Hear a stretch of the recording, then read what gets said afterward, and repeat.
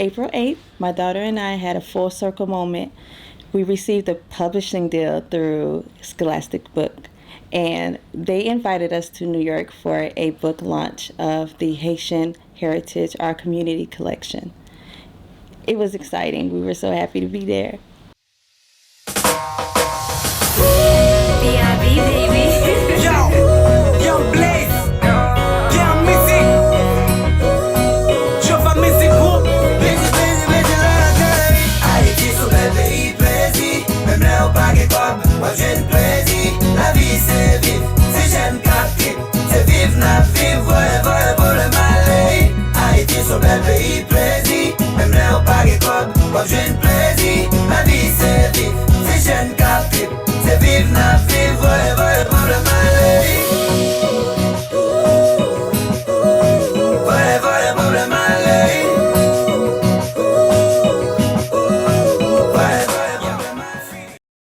On April 8th, my daughter and I was invited to New York and we had a full circle moment at this time because this was the full circle moment in my life and in my journey as being an author. From going from being a self-published author to becoming a published author by one of the biggest publishing companies in the world, and that was Scholastic. They invited us to New York to publish one of our books in their Haitian Heritage, our community collection. I read to my children often, and coming into the room to find a book to read to them. On this particular day, I picked up a book that was entitled My Family, but it was in English. And as I read through the book and looked at my children, I thought that they did not have anything that represented our Haitian culture. So that's when I decided I should become an author and write in our language, or for our children to see a reflection of themselves in the characters. So I became an author and I started writing. The first book that I wrote was Famille, which is entitled, Famille. Famille means my family in Haitian Creole. But I didn't know where to start, so I decided to just write first. I typed it, instead of with a pencil, I didn't use a pencil. I was in my phone and I went in my notes and typed out the book. And I figured I would be as simple as possible just to introduce the Haitian language. So I went and did the basic. It was the introducing the Haitian language in this book, more for kindergarten or elementary school children. So ça c'est ma mom, this is my mother. Ça c'est papam, this is my father. So I wanted my children to be able to learn the Haitian culture as well as see themselves in the book. So I typed the whole story out. Then I wasn't sure if my Creole was written correctly, or, because although we mentioned it in the interview earlier that my Creole isn't fluent, so I wanted to make sure that it was spelled correctly and everything was written correctly. And I reached out to a family member and had her read it. My cousin Monique, she read the book and she said it was awesome, and she edited it for me, basically made sure that it was written and spelled correctly, all the words in Creole. And after writing and having the book edited, I had to find an illustrator. And that's when I went online on Instagram to find an illustrator. And I used the hashtag freelance illustrator to find an illustrator. And there were so many to choose from. Nowadays, there's so many online people that illustrate books. But I chose 3 illustrators who their illustration style was what I was looking for. And I emailed them to see their prices and see, if they could recreate what I saw in my mind for me. And after emailing them, there was only one that really resonated with me, and that was Fuji Takashi, and she did everything I asked. I wanted to make sure that the our skin tones were rich, and you could see the different browns in the pictures, and the scarves of mouchoir is how you say scarf in Creole. And I want to incorporate our culture in these books. So my illustrator, she really did a great job at illustrating. After the illustration, I had to look up how, now that I have it illustrated, I have it written, it's edited, what do I do next? That's when I looked up how to publish a book online. And I saw a company called Create Space where you can self-publish. It's a partner company with Amazon, and that's how I started and published my first book. And that's the steps I took for that. After publishing the book, I think actually seeing the book in my hand, when I received it in the mail and I saw it, the colors so vibrant and bright, it was just an incredible moment for me. The first thing I did was take it to my children to see how they would receive it. And I read it to them and had them repeat after me so that I could see how other families would interact with their children trying to read this book in Creole and English. And my children, they loved it. They were so surprised that I took this idea and brought it to life. So then I shared with my parents, my mom and my dad, and I showed the book to them. And I had my daughter, who was Nivea, she was 6 at the time.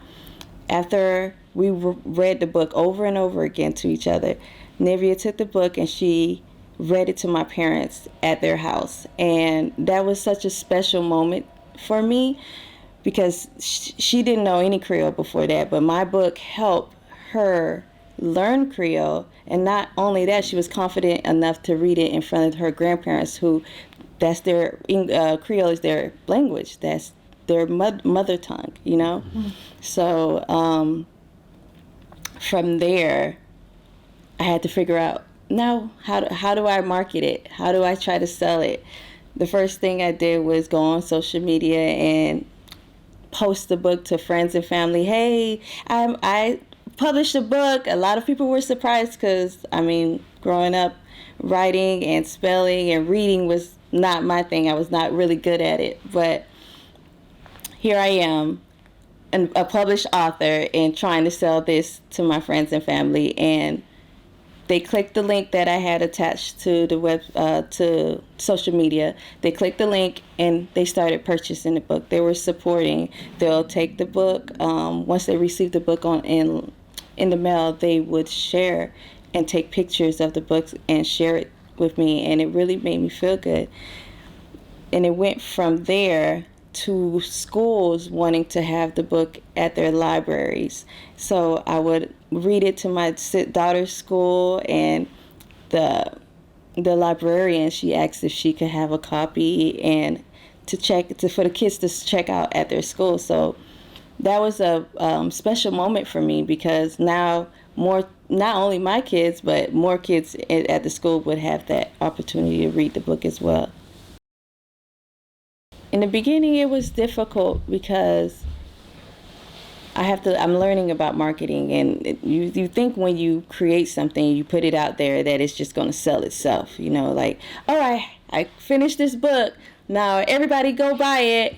But it didn't work like that, you know. It was like I constantly had to present it and speak about it, talk to people about it, put it out there. So I think I had high expectations in the beginning, but not seeing the numbers that I thought I would receive on my first book. And it was, although I was a little discouraged, it didn't stop me, because now I'm thinking on to the next book. Now I have another story in my head, because I'm thinking when I was younger, we used to eat soup jumu, and I'm hearing on social media people talking about soup jumu now all the time. And I'm like, oh, soup jumu. I ate soup jumu when I was younger. We ate soup jumu all the time after church in my auntie house. And I realized that these traditions weren't written in children's books for the Haitian community to share, and then share with people who are not Haitian to understand why are we eating soup jumu. So that's when I wrote my second book, Soup Jumu, to celebrate Haitian Independence Day on January 1st. And that book was special because I was able to take an experience that I had as a child that I did not understand, and that I learned as an adult, and write about it to share with other people and children. After writing Soup Jumu, my daughter, I found a stack of, it was so cute, a stack of papers that she had, and she said she wanted to staple it, but I said, no, we're going to just put it in a photo album. And that's what I did. I put her pages in a photo album and would flip it like a book. And I'm reading it, and it was the alphabet. She wrote the alphabet. And Nivea, she was 6 at the time. She's writing the alphabet and had her illustrations with it. She had A is for apple, and she drew an apple. And as I flipped, I was like, well, why did you write this cute book? And she said, I want to teach my sister the alphabet, which is Kendall. She was 3 at the time. And Kendall was so happy about that. And instantly I thought to myself, if I was able to publish a book for myself, why not publish my daughter's book? So then we hired the same illustrator, and she took those pictures and words and everything my daughter wrote and made it into this beautiful book. And we published And It's for Nivea. And Nivea was just so excited to share and teach her sister the alphabet. But at the end of the book, I wanted to incorporate the Haitian culture again. So at the end of the book, we added the Haitian alphabets. So for each book, I wanted some way, if it's not the language that we were connecting to, I wanted to connect in a different way, either through the colors or artwork. Like one book I had an art, I thought about my mom's house and how she had these beautiful art pieces and paintings on her wall, and I wanted to reflect that in the book. So things like that, I wanted to add the Haitian culture.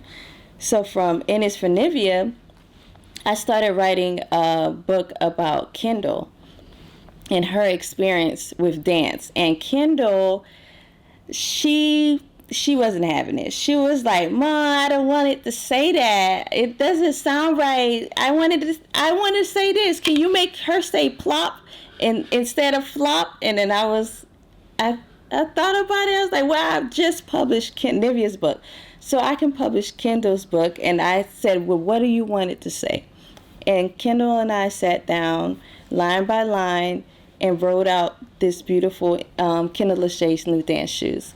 And it was basically her experience in dance class and different dance class. And the book is very fun and really does show how she interacted in dance and what led her to confidence and wanting to learn new dance styles.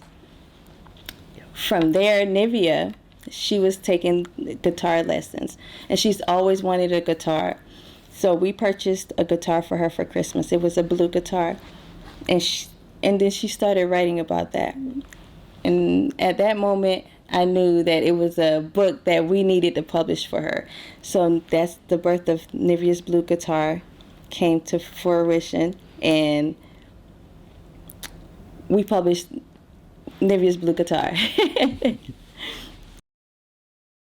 After writing and having a collection of books, we love going to like vending events and selling the books together as a family, and we like talking about the books to other people to inspire other children to want to write and teach them how to write and do like we done a work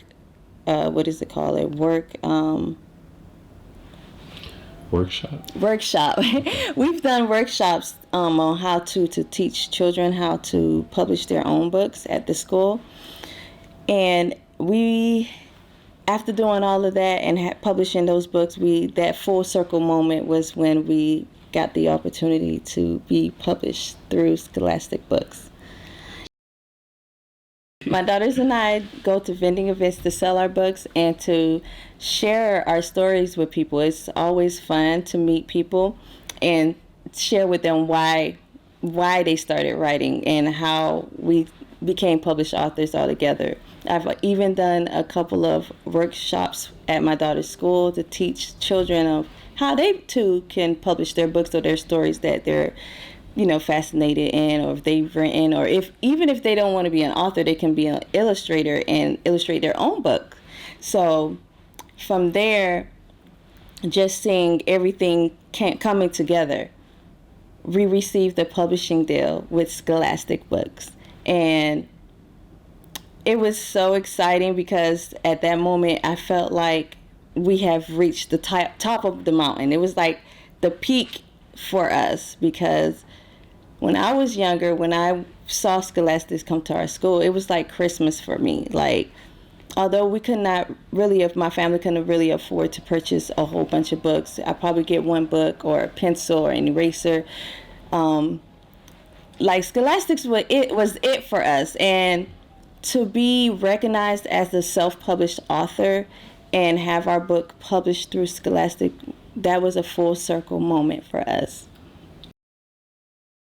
I used to send my manuscripts to different publishing companies, and no companies were biting. So, I said, maybe I shouldn't worry about getting a big publishing deal and just do what I'm doing and continue marketing and pushing myself and pushing my kids. But it wasn't until I published my last book, which is Pamete Jou of Tampui, which means knows you of please. When I published Knows You of Please, I met a group of women who, from illustrators and authors, and one woman contacted me. Her name is Chelsea, and she contacted me saying, "Hey, I'm at this Scholastic event, and they're looking to put together this Haitian heritage collection, but they're looking for Haitian authors who already have books published. So," she said, "I thought about you, and maybe you should submit your books to see if they'll be interested." I was like, "Oh yeah, I'll submit my books." Okay, and I submitted all of our books, but it was a challenge because it was not going through email.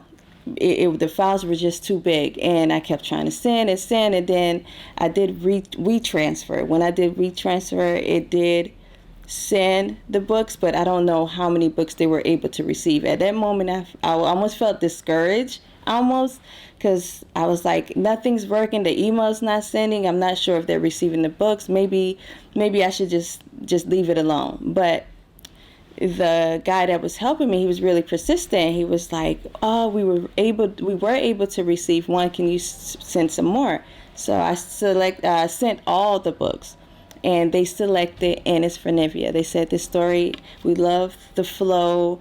At the end of Ennis Fernivia, we added Creole to it to teach how to say guitar in English, in Creole, from Creole to English, and how to say blue, which is blé. We added that to it. So because we added that to the end of the book, and we are Haitian authors, we were able to seal that deal with Scholastics. And they emailed. It took 6 months after submitting and for them to respond and say, "Yes, we want that book." And from there, it was like maybe an 8-month process of them reviewing the book, making small changes. They added our photos and bio to the book so it could be more personable for the readers. And after the 8 months, we received an email invitation saying, "Hey, come to New York. We want to publish the book. We have the collection. Come to New York, April 8th and April 9th to celebrate." And it was a beautiful event. They had Haitian food. They had Haitian music. The collection is a collection of 17 books all together from different Haitian authors all over the world. And the guy that helped put it together, Michael and Jamie, they created this collection, and they wanted to add other Haitian authors, and they searched the internet and was able to find different people So I was so excited that we were also included in this collection. I never imagined that I would be a fashion designer or even be considered a fashion designer. I had no style, well, I had my own unique style. It wasn't like stylish. I didn't go to fashion school, or I didn't know how to draw, to create pieces. I had no clue, no knowledge, nothing at all that to do with fashion. So it wasn't until I went into the mall one day and I realized I could not find clothing to represent who I am and my culture, which is the Haitian culture. And that's when the light bulb went off. Like, this is what you should do, and this is how you should do it. So I just started my brand.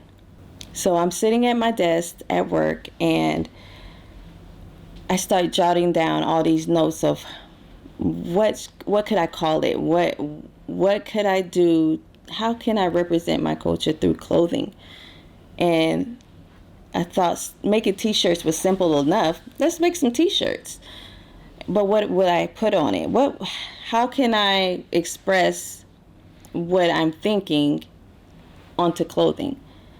And instantly, Belle Femme, which means beautiful woman in Haitian Creole, is what popped into my mind. So now I have a t-shirt and the word Belle Femme, the phrase Belle Femme. So now I'm thinking, well, how do I design it? Well, how should it look? What should it look like? I looked online and started playing with different fonts to see. And I started off with this bulky font at first that said Belle Femme, but I wanted to look more, I guess, sophisticated look, to where if someone wore it, they could dress it up or they could dress it down. And that's when I had more of a cursive look. It looked more cursive. I was like, oh, this is the perfect look, Belle Femme. So now I had the template, and now I had to figure out how to get it made. I was struggling at first because I wanted to make it myself, thinking that's how I could save some money to make it myself, but I decided to find a company instead. So I went to a local printing company, and they printed the Belle Femme shirts for me. And I only made 2 colors in black and white. That way, it was, to me, that was the easiest to start with, an easy way to start with. If I had black and white, you can wear anything with black and white. So that's when I had them printed. And now I'm like, let me get these shirts sold. So what do I do to sell these shirts? Which I was really afraid at first. Really, really afraid, because now I have to put myself out there. And I've never done fashion. So how can I convince someone else to believe in something I believe if I've never done it before? And that's when I created a website and put a link online and say, hey, family, friends, I started this business selling t-shirts. Come support me. And it wasn't until I was still working at the school at the time, one of my coworkers, who was also a Haitian woman, and she saw the shirt. She was like, oh, Carline, that's awesome. Can I get 5 shirts? I was in disbelief. I'm like, but you know how much these shirts cost? She's like, yes, I don't care, because I've never seen this before. I want to support you, and I want to represent my culture too. So once she purchased the shirts, I realized, wow, this could be something that can really work. And then I started having lots of family and friends purchase the shirts. Then I had people who were not Haitian. They didn't speak Creole. They weren't Haitian, and they purchased the shirt because they knew Belle Femme means beautiful woman, and they wanted to represent and support as well. So they would purchase in the shirts and wearing it. Then what really made it take off is when they would wear the shirts. They'll tag me, and I would put it on my website or my social media platform and put. My motto is expressing beauty through language. So I would say, such and such is expressing their beauty. How would you express your beauty? And so many people wanted to express their beauty. I even had someone purchase from Paris. And at that moment, I was like, wow, I can really, really do this. I could really create a brand and build this brand from having nothing and starting from nothing with no knowledge and growing it to something. I started off with only women's t-shirts, and that's when the guys were like, hey, we want shirts too. What about us? We want to represent too. So I started thinking of what phrase could I use to represent for men. And growing up, I have an older brother from Miami, and his name is Dudley. And he would say, Carline, you a Zoe, right? And I'm like, and he's like, yes, you are. Because if you Haitian, you a Zoe. We call Haitians Zoes in Miami. I was like, okay, I'm a Zoe. Yes, I'm a Zoe. I'm Haitian. I'm proud to be it. So he's like, yeah, we're Zoes. We Zoes. So now I'm thinking, how can I put Zoe and make it sound cool? So I said, if you're proud to be Haitian, you're Zoe Proud. So that's when the t-shirt for men, Zoe Proud, came about. Zoe Proud, I'm proud to be Haitian, proud Haitian. And the moment I knew that it was one of the best ideas I could have came up with is one of my friends reached out to me, childhood friend, best friend, Trina. She contacted me and she's like, hey, you know Andre Berto? He's a boxer and he's getting ready to fight Floyd Mayweather. And I'm like, wow, that's awesome. And she's like, he's from Polk County just like us. And I'm like, really? She's like, yeah, I could connect you with him. And which she did. She connected. She had me send her the shirt. We sent it over to him. And I thought, sometimes you send things to people, you think they'll probably throw it in the trash, use it to wash their car or something. But but this particular moment, I couldn't believe it because I'm looking at my phone one day. I'm on social media and they're gearing up this fight to show Andre Berto and Floyd Mayweather getting ready to fight. And I see Andre Berto standing strong and firm in this image with Zoe Proud on his body. It was my shirt. And at that moment, I'm like, the purpose, the reason I started this brand is to celebrate Haitian culture, to say I'm proud to be Haitian, to share with the world the beauty of Haitian culture. And here is this amazing boxer who is wearing my clothes, and I've never even met him, and he supported and he showed the world he is proud to be Haitian. He's ready to fight. Well, from that moment, I knew that I couldn't stop what I started. I had to continue. I had to build. So that's when I said, I'm not just sticking with t-shirts. I took it very serious. I said, let me get my work copywritten. I copywrote, had my brand copywritten. Let me ask you this. I'm sorry. Copyright or trademark? Trademark. Okay. It was. Was it a copyright? Sorry, because I heard that the other day, and I was like, it's funny because I've been looking up copyright. I've been looking up copyright versus trademark, and I'm just like, wait, where does fashion go? And it's probably copyright, but it's the word. Oh, okay. So it is copyright. So so you had the word so you had the word copywritten. Belfom is copywritten. Okay, yeah. So sorry to interrupt. No, but it is because it does get confusing, and I wouldn't want to throw the wrong. Yeah, and I just because information out there. And it's only because I don't know enough.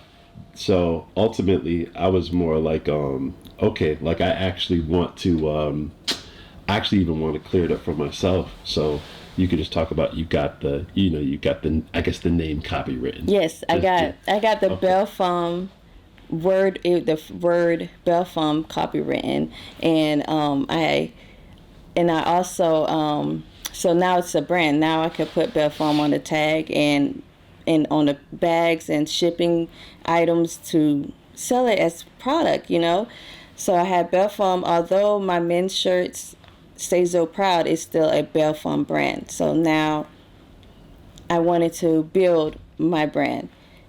I went from t-shirts to bathing suits, from bathing suits, and the bathing suits I incorporated like things that I made me think of the Haitian culture, like the fruits that we love eating, like mangoes and kinip that's eaten in Haiti, and just the brightness of the fruits.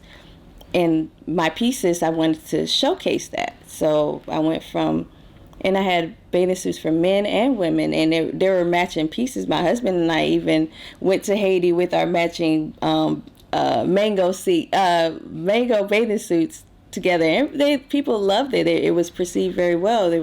I had people coming up to me saying, "Hey, where'd you get this suit from? Like bathing suit, I love this set. It looks awesome together." And I'm like, "Oh, it's actually my brand." And then I would exchange information, and I knew that I was on the right path with what I had going on. So from bathing suits to workout gear, because I love working out. So I said I wear my things. I guess I'm biased in a sense, because that's all I wear is Belfom products. So I love working out, and it makes me feel good about myself. So I started making Belfom workout clothes, and it sold out really quickly. Only issue that I had is that the clothing ran small, and on top of that, it only went up to a size large, and that was an adversity that I faced at that moment, because now I have people wanting a product that I'm not able to provide for them because I don't have everyone's size. So I stopped creating the workout set and said I'm going to custom make sizes for everyone. And after COVID happened, it was like a break at it, just a stop for everything. And I almost got discouraged because now, people are not purchasing as much as they were. But again, thoughts come into my head. Oh, cosmetics. I need to add cosmetics to the brand. Belfom Cosmetics is awesome. So I started sourcing brands and trying to figure out what products could I create a Belfom cosmetic line with. And I started with brushes and mascara and sponges for the face, and that's how Belfom Cosmetics came about. What was that first instance of, okay, outside of mom creating, like, we're gonna bring the family into this, into chemistry? Exactly. And anybody can answer. Yeah. So first, my sister, she made a book for me when I was little, which is The End is for Nivea book. And I got inspired and I wanted to make a book also. So I made a book about my dance experience since I was getting into dance. Right. Yep. So like right after, it was about the same time, about like 4 months later, my mom, she came in my room. She saw me playing the game like usual. She wanted me to do something over the summer. It was like coronavirus. So I wanted to do something. I always wanted to make music though. Like I always wanted to create something and feel like I did something. So once I realized I should be doing music, I always tried, but I was never good at it. So I always just gave up right then and there. But then there was just one day, I really tried to do it. I think I was at my auntie house. I really tried to do it, and I was pretty good at it. Not pretty good. I'm not gonna lie, I was terrible. But I tried, and it felt fun. So I just kept doing it right after. Made like about 3 beats, and I realized that I loved it. So I just kept going. Yeah. About it. I mean, that's incredible, because it's almost just like lots of people kind of pick up hobbies, you know, and they're like, yeah, I'm gonna try this out and see how it works. Yeah. But everyone here is like completed products that have gone to the market. And so I think with Carline, like, does that start with you and your husband? Like, where does that come from? Where it's like, okay, there's hobbies, and then there's like, we actually gonna make this thing. We gonna make a product here. Now, what's funny that he mentioned the summertime. In the summer, I try to keep them active and have them writing and reading books and writing summaries to explain. They're like, that was torture, but it helped. But they'll write about what they read and whatnot, but I also wanted them to pick up a hobby. And I said, whatever you feel like you want to tap into. Nivea was, I think, she was learning to play her guitar and perfecting that and learning the key, what is it called? The strings? What is it called, Nivea? The notes. The notes? The strings. The strings. She had to learn that and the basics. Kendall was doing dance, and then Trey was trying out the music thing. But with the books, when Nivea wrote on a sheet of paper, it was paper with lines in it, and she put the alphabet, she drew it, and just looking at it, I figured since I'd had already published books myself, I could publish her book. And although it's an alphabet book, I wanted to have something that other kids that were her age or younger could see the reflection of themselves. So that's how that first product came, and to include the children, because I wanted her to be able to be a published author just like me. Well, and how did you feel about being a published author? Like, what does that mean to you to be a published author? Well, it makes me happy because, like, when the kids read my books, it means that they would sort of look up to me, and that would make me happy. Because I would have other kids looking up to me, and if they were to look up to me, then I will have a lot of people supporting me, and it makes me happy. Yeah, and are there more books to come? Do you want to do more books, or where does it go from here? What are other things you're interested in and stuff like that?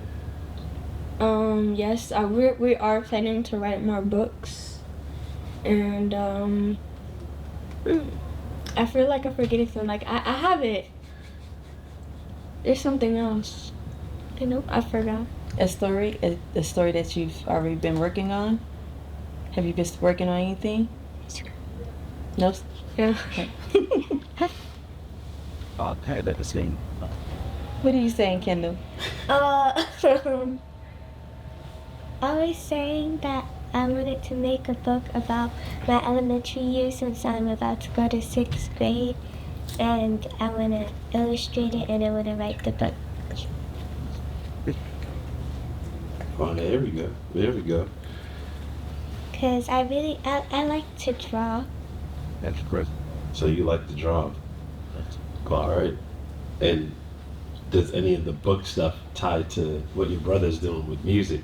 Do you guys ever talk about books and music? About that, my mom, she tried to get me into doing books and music, but I just feel like I'm not ready. I'm ready for it, but I don't feel like putting my maximum effort inside of it, because I still gotta finish what I'm doing first. Not finish, but get to a comfortable spot. And yeah, I want to do it, but at the same time, I just feel like it's not the right moment. But I'm gonna do it. I started it, I think. I did like 2 pages so far, but that ain't nothing. But I'm gonna do it. It's something. I mean, if you start, it's something. Yeah, I try to encourage him to tell his story of how he became a producer and the steps he took, and to write it into a children's book form so that young children could also read and get inspired by his story. So, encouraging him. and talk about like just maximum effort, and stuff like that, because that's something I feel like you rarely see in young folks. Yeah. It's like a focus and dedication. Yeah, consistency. Yep, consistency.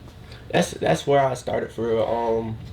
At first I had a goal, but at the point in time I'm at, that's why I'm trying to work on consistency. Because at first I started strong. I'm still starting strong, but right now I don't have no goals, because I completed a lot of goals that I wanted to accomplish. So right now I'm just searching for goals to stay consistent. So that's what a lot of people need to do, just stay consistent about what you want to do, and yeah, it's going to come. Yeah, just stay consistent. Yeah. What have some of those goals been so far? Or just ideas of what success looks like, What does success look like to you? To me, well, it's not really at a broad standpoint for everybody, but to me, just working with artists, because getting songs and working with artists, it makes me feel like I've done something, accomplished something. Just hear it on the radio and stuff. Mm-hmm. That's what one of my goals were, and I think I heard about two times already. So that's really good for me. But since I already completed the goals, I'm still looking for more. But for another goal that I would say would be good to aim towards for up and coming producers, just working with a local artist. That a lot of people already say this, but working with a local artist really do something, because once you consistently get in songs, it start getting fun. You need to have fun with it. If you don't have fun with it, it's not going to last long for you. That's what I'm thinking. Yeah. If you don't have fun with it, it's not going to even out at the end, because once you get bored of it, it's just like the creativity stops. So yeah, no, that's a great point. That's what happens in Hollywood a lot. Is everybody just getting an Oscar or getting $1 million check. You get $1 million check, you get all the things you want. Yeah. And then it's like, I thought me buying a Lamborghini was gonna make me happy for the next 50 years. Exactly. But I'm bored after a week. Yeah. That's how it is. Yeah. No, absolutely. So no, I think that's important. So to elaborate on that, what is the joy you find within making the music? You talk about artists, but just go into you yourself personally, like a connection with the music notes or the process for you. Like, where does that joy step in even before the artist comes in? Okay, so when I'm making beats, a lot of people say that I have a unique drum pattern, so that's what I built my sound upon. At first, I was making beats on my phone, and it wasn't simple, but it was like it could be done on a laptop, any of that. But then when I got to a laptop, people been saying that once I get to a laptop, it's gonna be great, because just imagine just being on the phone, like it's like a little video game. But once you take it seriously on a laptop, that's when I started. That's why I started getting way more consistent. Even though I was at school making music, trying to keep up with my grades and stuff, but yeah, just stuff like that. Once I got to a laptop, I found my own style, and that just like opened my eyes. I was like, like I really provide something. So right now I hear a lot of people trying to mimic what I do. Not even trying to sound cocky or anything, because that's not me. But just to say that I've founded something and that people like, and that brings motivation towards me. But at the same time, you need to create something to be your own, so you can provide it to other people. So yeah, but at first I used to look up to other people too, as in producers like Chi Section 8, other producers, and they just opened my eyes. I had to listen every day, every night, to understand why I like the music. And once you understand why you like it, you can understand what could you manipulate and do what you do to make it your own sound. And once you understand how music works, well, I don't even know the music theory at all. I don't know none of that. I don't know what a note is. I just go by ear. So once you understand your purpose and that you know how to bring a sound to the table, why people should work with you, that's when I say you should start being consistent with bringing your sound to the table towards artists and stuff. So yeah. Where does even that come from in terms of studying the music day and night to understand that? Like, where is that? Like not everybody's born with that or even can develop that. So I always listen to music. I always had like a playlist on YouTube for like beats and stuff. I always used to listen to it a lot. So I just listened to it, and then once I started making beats, I started to understand why I liked it. And I listened to developed producers and their sound, what was popping. I just wanted to understand why I liked it so much, so I just kept listening until I understood, and I flipped it and I made my own sound. So yeah, it's just self-motivation. So Carline, as far as like the family goes, and just like is there an idea of what the future of a family business looks like, right? Because there's lots of intersecting pieces and separate pieces right now, but just overall. Well, funny you may say that you asked that. My son, he actually asked if we would would ever open up like a retail store. He's like, Mom, why would you just open up a store and just put all your products in there and your books and clothing? And I was like, well, who's gonna run this store? I'll put you guys to work. If you guys want to be put to work, I can put y'all to work. But they're like, we're here to help. Like, even with the clothing, now that they're older, when they were younger, it was a little more difficult because I was tending to their every need. But now that they're older, they want to help me with shipping out products. They want to help me fold items or create items. They want to help me with everything. Good. Yeah. And Daddy helps with the funding. Look for support. Listen, every business needs a bank. That's right. This is for maybe going even from times for bad. Sort of starting with you in terms of what do you think is maybe like most important to anyone that wants to create anything? Like what's the most important thing to have or to whether know about yourself or overall, like what's the best way to approach making something, whether it's from like a confidence standpoint or whatever? I was gonna say that confidence. Confidence is key. Yeah.